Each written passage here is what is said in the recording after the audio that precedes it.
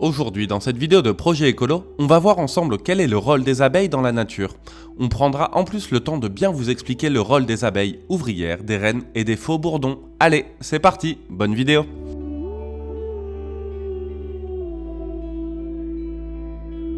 Quel est le rôle des abeilles dans le monde?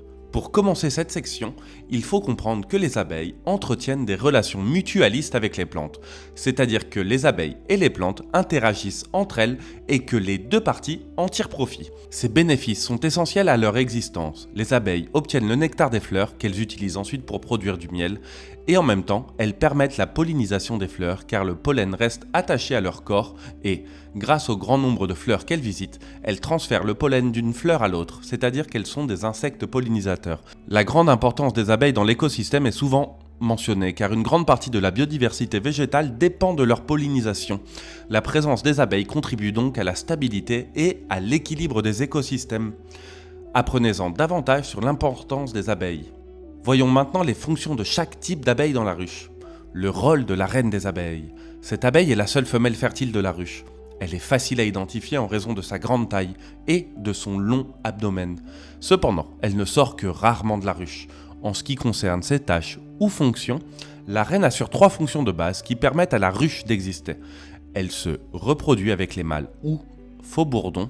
Elle pond des œufs fécondés pour augmenter le nombre d'individus dans la ruche. Et enfin, elle sécrète des phéromones qui maintiennent la cohésion de la colonie. Le rôle des abeilles ouvrières. Ce sont des femelles stériles car leur système reproducteur n'est pas fonctionnel. Cependant, elles peuvent devenir fonctionnelles en l'absence de reine. En apparence, elles sont nettement plus petites que la reine. Dans une ruche, il peut y avoir plus de 10 000 abeilles ouvrières et tout au long de leur vie, elles effectuent différentes tâches qui varient en fonction de leur âge ou des besoins de la colonie. Voici les principales fonctions des abeilles ouvrières. Les abeilles nourricières sont de jeunes abeilles ouvrières qui possèdent une glande spécifique produisant la gelée royale, la nourriture de la reine. Abeilles cirières, jeunes abeilles ouvrières qui développent des glandes cirières avec lesquelles elles produisent de la cire pour construire les rayons de miel de la ruche. Abeilles pécores, celles qui, en raison de leur maturité, souffrent d'une atrophie de leurs glandes et commencent à sortir pour récolter du nectar, du pollen, du propolis et de l'eau. Stockeuses. Ce sont les abeilles ouvrières chargées de recevoir ce que les butineuses récoltent et de le placer dans les rayons. Nettoyeuses, ce sont celles qui veillent à la propreté des rayons de cire et de la ruche elle-même. Abeilles gardiennes, abeilles qui se tiennent à l'ouverture des ruches et contrôlent l'entrée des intrus. La fonction des abeilles mâles, ce sont les faux bourdons et leur principale fonction est donc de féconder la reine. Lors des vols de fécondation ou vols nuptiaux, l'un des seuls moments où la reine quitte la ruche, les faux bourdons d'une ruche copulent avec la reine unique. Ce qui est curieux lors de ces vols d'accouplement, c'est qu'après l'accouplement, les faux bourdons meurent car leur appareil reproducteur se détache.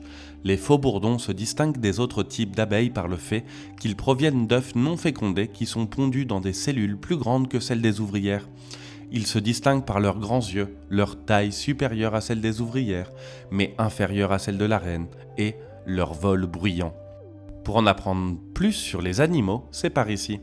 Vous aimeriez en apprendre un peu plus sur quel sujet? Dites-le nous en commentaire et n'hésitez pas à vous abonner. À bientôt les écolos!